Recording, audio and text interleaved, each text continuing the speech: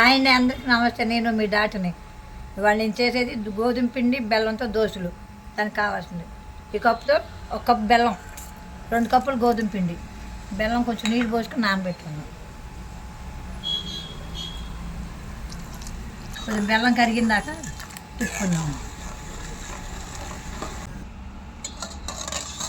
బెల్లం కరిగిందండి, బెల్లపు నీళ్ళు దీంట్లో పిండిలో వాడగట్టుకుందాం.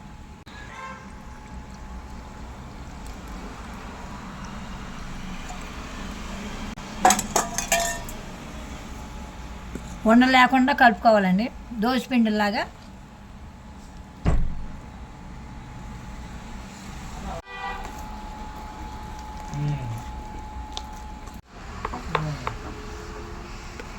దోశ పిండి కలుపుకుంటాం, అయిపోయిందండి.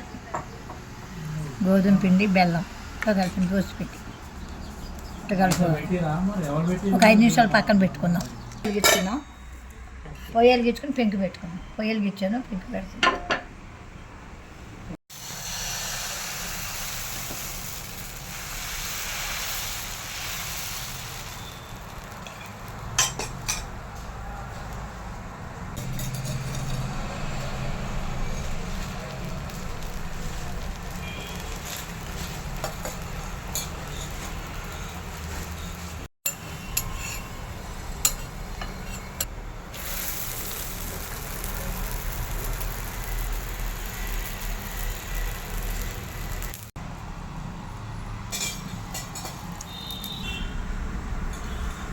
ఇంతే, బెల్లం గోధుమ పిండి దోశలు రెడీ. ఇంతేనండి.